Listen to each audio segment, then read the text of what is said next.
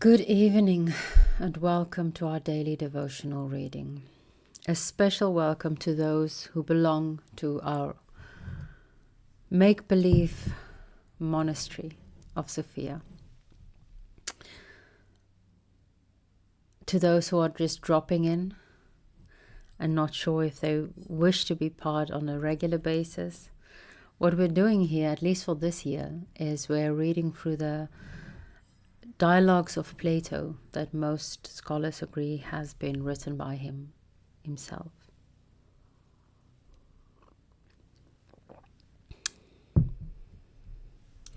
I hope you have a cup of tea and that you're capable of taking a sip every now and then too.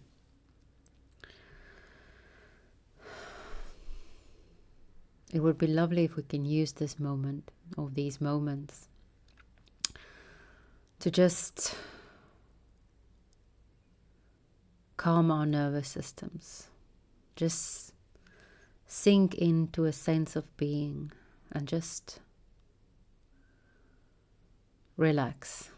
When I recorded myself previously before doing the annual this 1 year reading, it was because I wanted to listen to a voice that could calm me. And that is why I also tend to keep my voice. I try to keep my voice as calm as possible.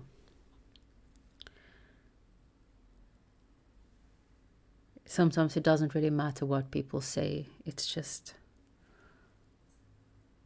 the sound of the voice. So maybe that's the only reason why you like listening to me. Or maybe you like Plato.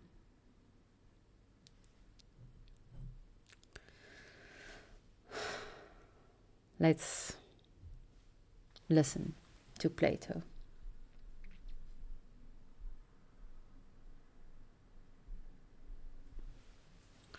Socrates. Proceeding in the same train of thought, I may remark that the word deion, obligation, has a meaning which is the opposite of all the other appellations of good.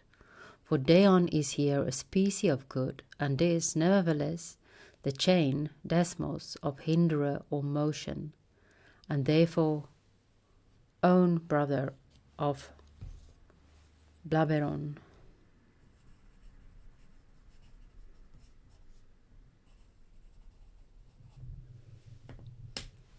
Yes, Socrates, that is quite plain.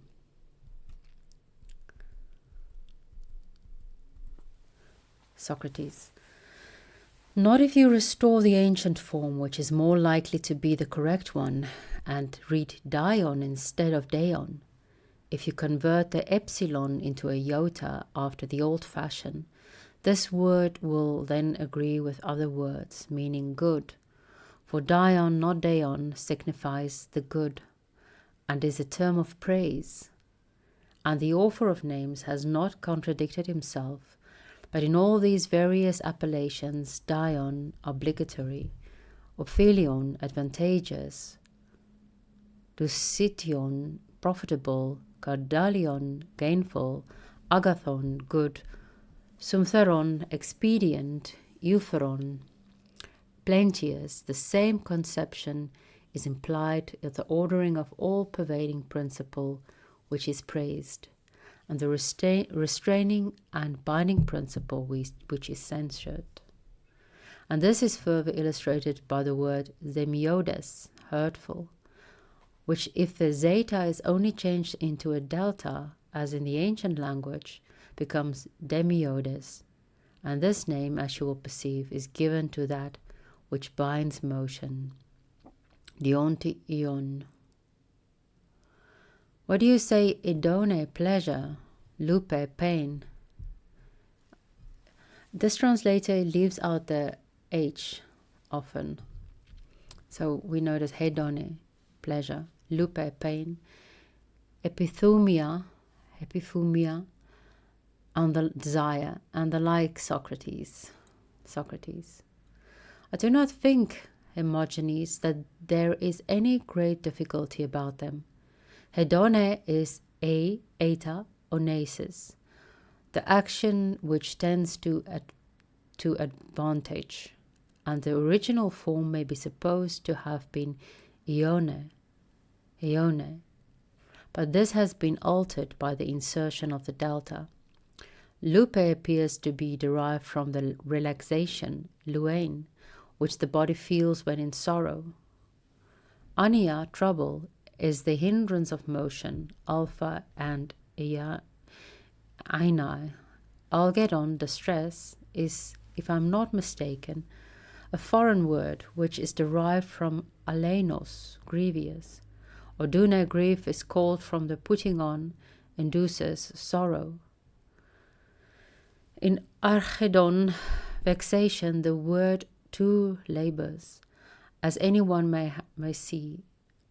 Chara, joy, is the very expression of the fluency and diffusion of the soul.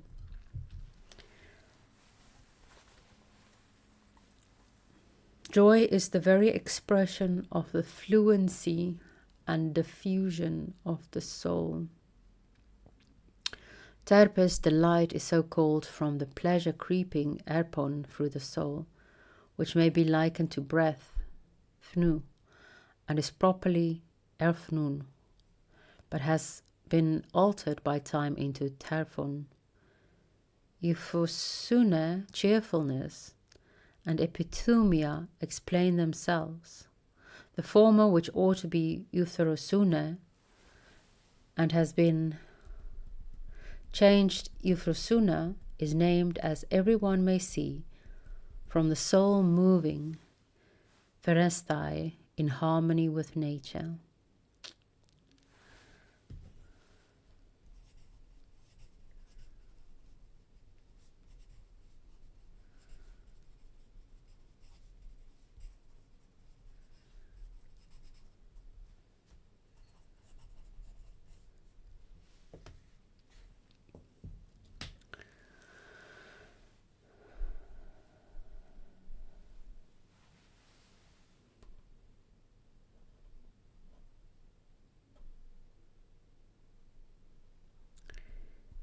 Epithumia is really e epiton thumon iosa dunamis, the power which enters into the soul.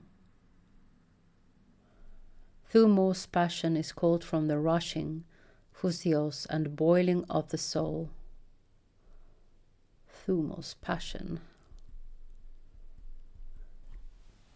Imeros, he writes, desire, denotes the stream, rus, which most draws the soul, diaten sinten rus, because flowing with desire, imenos, and expressing a longing after things, and violent attraction of the soul to them.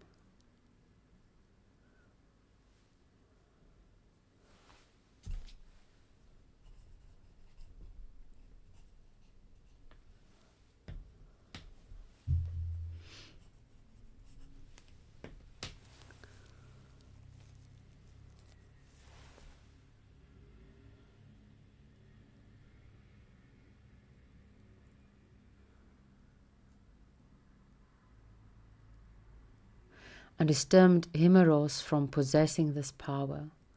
Potos, longing, is expressive of the desire of that which is not present, but absent. And in another place, pu.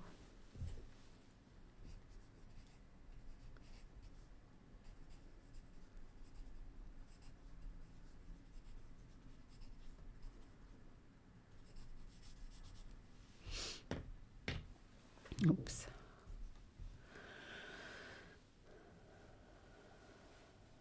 This is the reason why the name potos is applied to things absent, as imeros is to things present. Eros, love, is so called because flowing in, esron, from without. The stream is not inherent, but is an influence introduced through the eyes, and from flowing in was called esros influx in the old times when they used omicron for omega, and is called eros now that omega is substituted for omicron. But why do you not give me another word?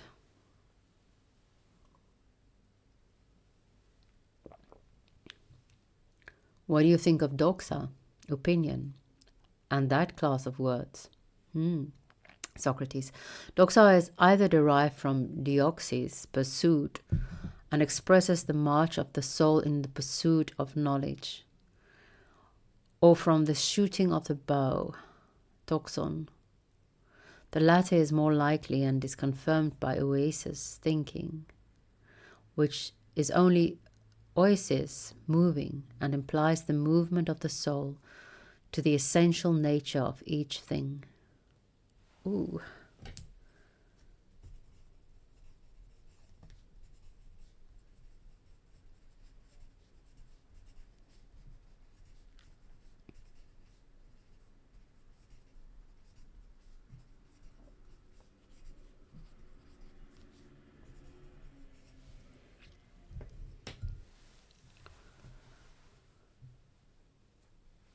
Just as boule, counsel, has to do with shooting, bole, and boulesthai, to wish, combines the notion of aiming and deliberating, all these words seem to follow doxa, and all involve the idea of shooting, just as abulia, absence of counsels, on the other hand, is a mishap, or missing, or mistaking of the mark, or aim, or proposal, or object.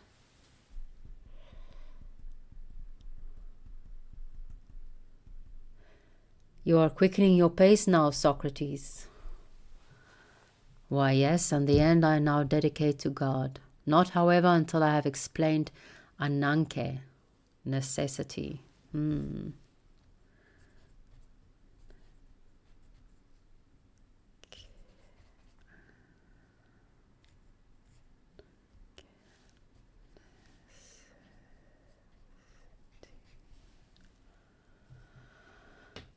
Which ought to come next, and ekousion, the voluntary. Ekousion is certainly the yielding icon, and unresting. The notion implied is yielding and not opposing. Yielding, as I was just now saying, is that motion which is in accordance with our will, but the necessary and resistant being contrary to our will implies error and ignorance. The idea is taken from walking through a ravine which is impassable and rugged and overgrown and impedes motion, and this is the derivation of the word anankion, nankiaun, necessary, and agne, ion, going through a ravine. But while my strength lasts, let us persevere, and I hope that you will persevere with your questions.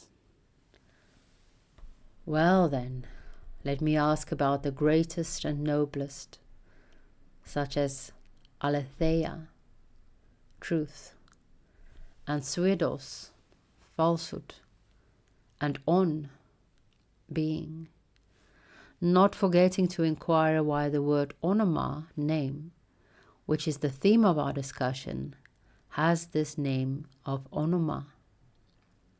Socrates. You know the word maestai, to seek? Hermogenes, yes. Meaning the same as zetain, to inquire. Socrates. The word onoma seems to be a compressed sentence, signifying on u zetema, being for which there is a search. As is still more obvious in onomason, notable, which states in so many words that real existence is that for which there is a seeking. Real existence is that for...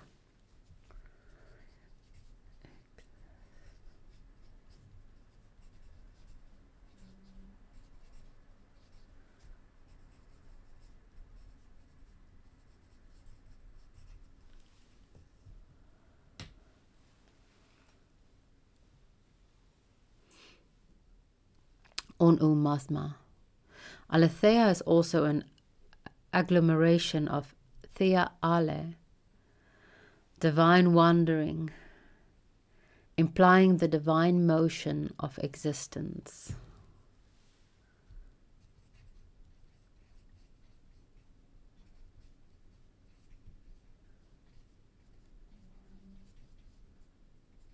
Wandering with an A. Wandering, not wandering, not wandering.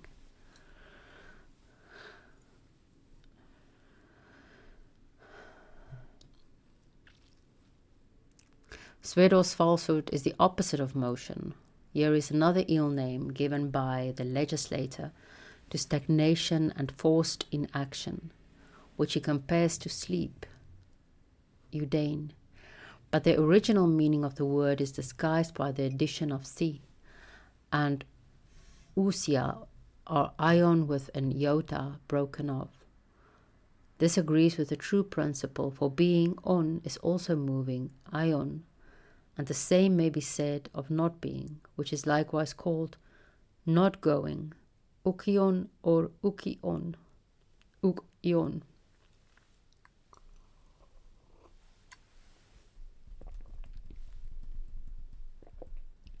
Hermogenes. You have hammered away at them manfully.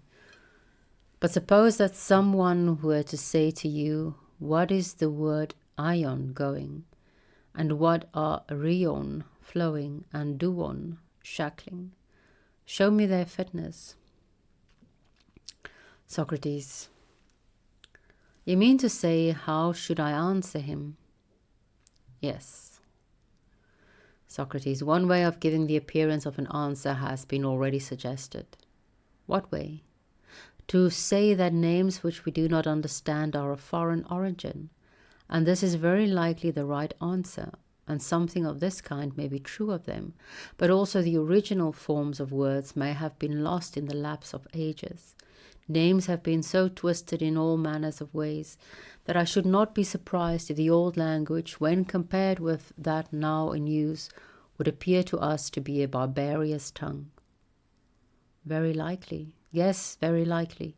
But still the inquiry demands our earnest attention, and we must not flinch. For we should remember that if a person go on analyzing names into words, and inquiring also into the elements out of which the words are formed, and keeps on always repeating the process, he who has to answer him must at last give up the inquiry in despair.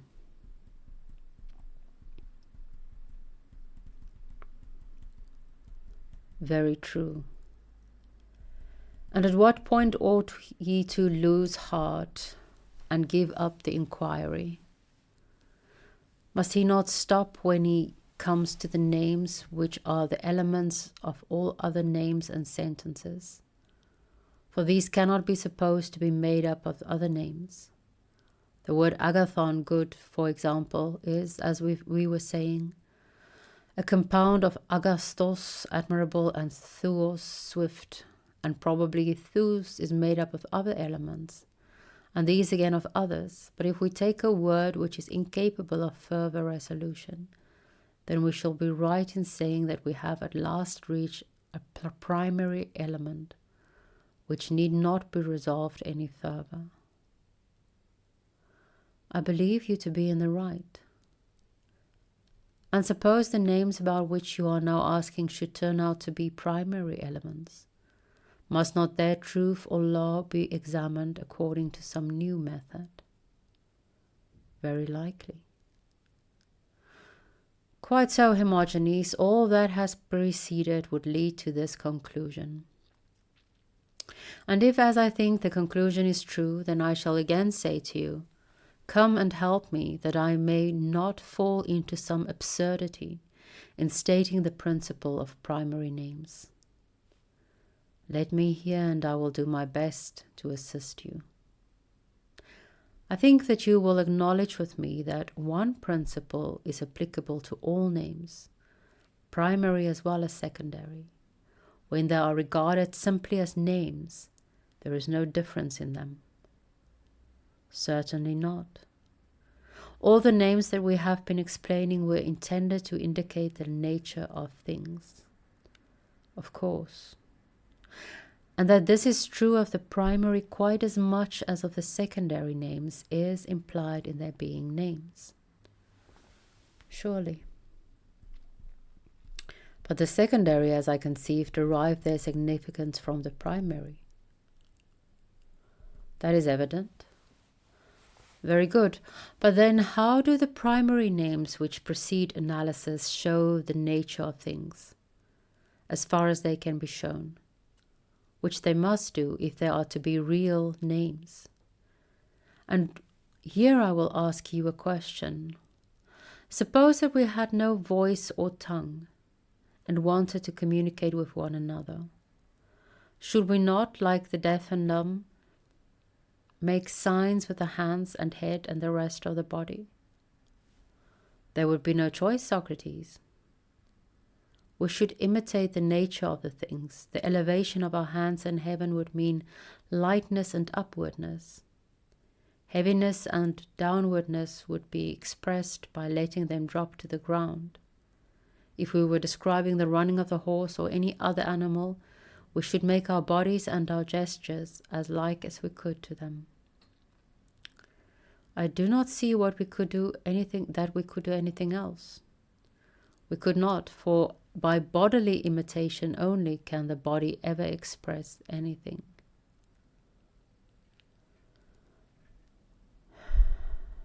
Very true.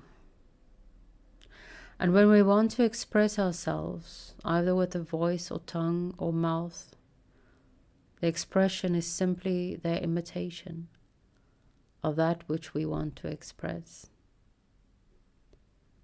It must be so, I think. Then a name is a vocal imitation of that which the vocal imitator names or imitates. I think so. Spoiler alert. Thus far our scripture of the evening, but spoiler alert, Socrates disagrees with himself.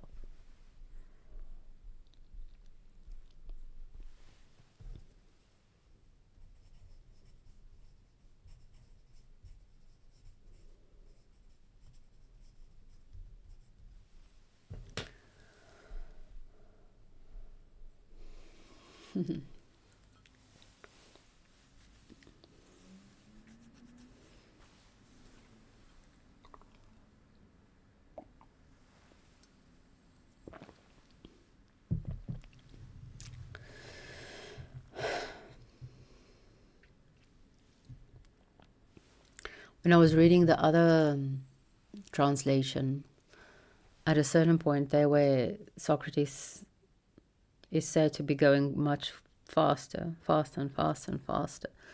That whole passage, and I picked it up a little bit here tonight as well. It feels, maybe I'm wrong, but maybe Platonic scholars will know, it feels almost like there's a sexual innuendo underneath that. As if he's coming to a conclusion and then calling upon the gods when he reaches the height. The height being aletheia, truth.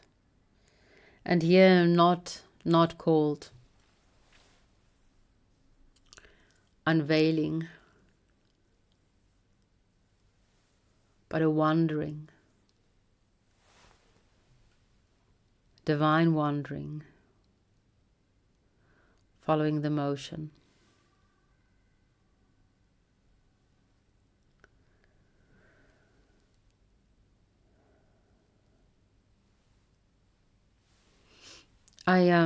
When I read about longing, I remembered, I lied to you. I am so sorry. It was honestly not my intention to lie to you.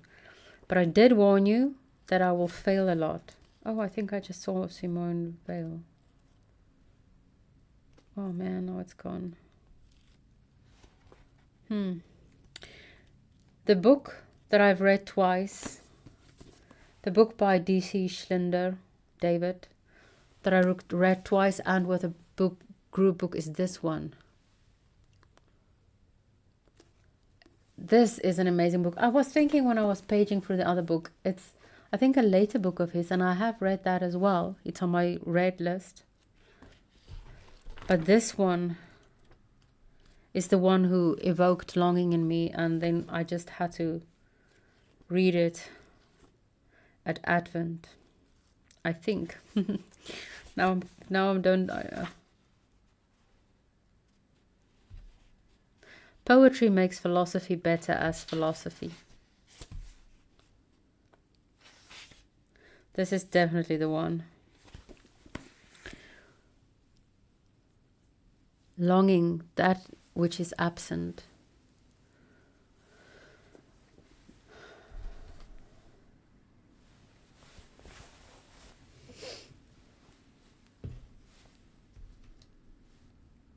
And that's why Advent, because Advent is longing for the absent light.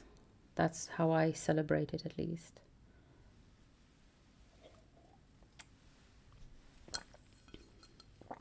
Desiring the light to return.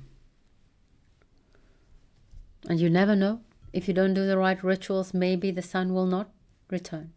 Maybe it will just keep getting darker and darker. You don't know. We don't know. Just because it happens every year at winter solstice that the days starts getting longer again, doesn't mean it's going to happen next year, unless we do the right rituals. So we have to.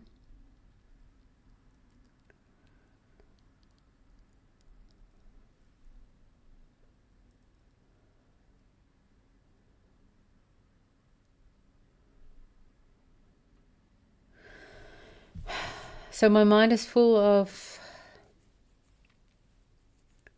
folly tonight. I just quickly read, I usually only read it Saturdays, but I was curious, so I read quickly through his post on Simone Weil.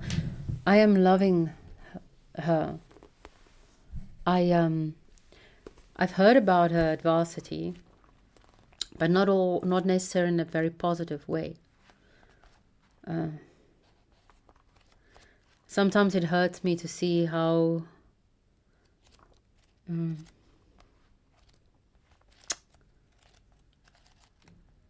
biased against women I myself am. That's why I'm reading, except for the exceptions, only women this winter, to try to reprogram myself to be less biased against women. And my knowledge of her in the past was very, very masculine dominated. So I really enjoy reading her. He speaks of a cellular level or something, cellular, like not cellular but cellular, and I thought that was very cute and very relevant, because then I was also reading, just thinking the movement of the soul to the essential nature of all things. Thinking the movement of the soul to the essential nature of all things.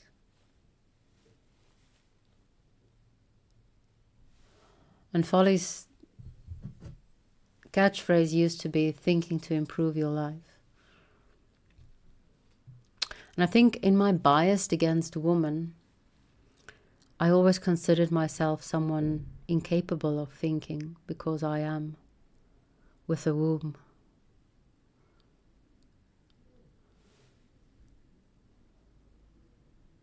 And so that's one thing I'm trying to learn this year, to think.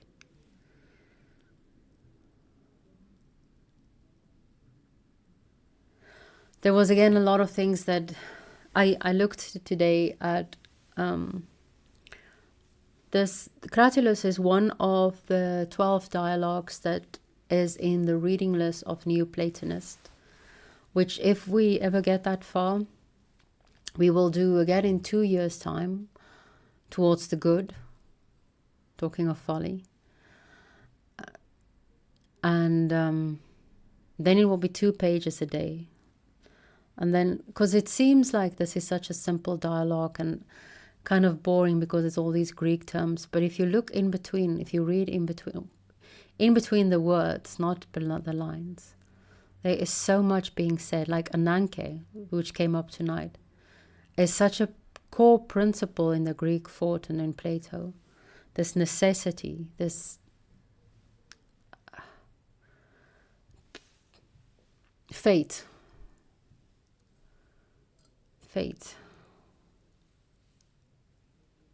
that even the gods are bound by.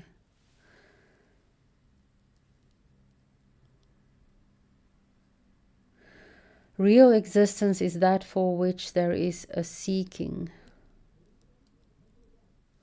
I don't understand what he says with that. I will have to look at the Greek and the other translations. Real existence is that for which there is a seeking. But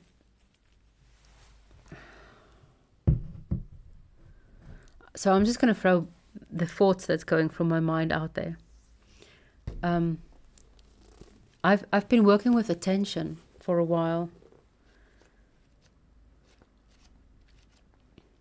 and I do think attention is kind of valuable, and it's kind of what everyone's trying to steal from us. And I don't know yet exactly. I'm also reading, except besides the passages which Joe has us read, I'm reading the introduction because I don't know anything about her. And I'm reading things of attention and I'm like, oh my God, that's what I've been thinking. And my darling Rebecca sent me a post-it once. How do we become real? And then she used the Dutch word, even though she's not Dutch, but I used it in her presence continuously.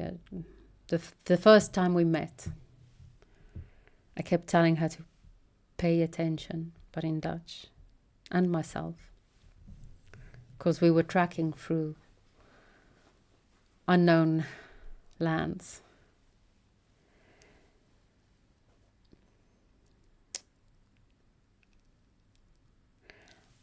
How do we become real? Pay attention. And maybe I've been paying attention mostly to cultivate my own ability to do so and to see. You really need to pay attention if you really want to see. But maybe the objects that we pay attention to also benefit. If it's loving attention, as I've been calling it, or creative attention, as she was calling it.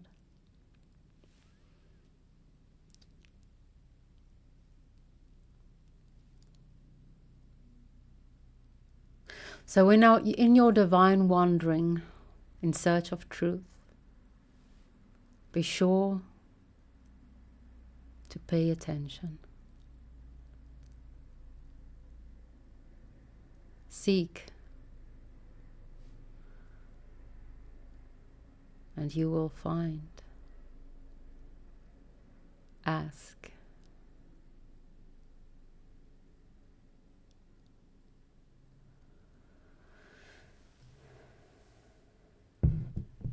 And maybe it will be given unto you. May the spirit of Sophia be with you.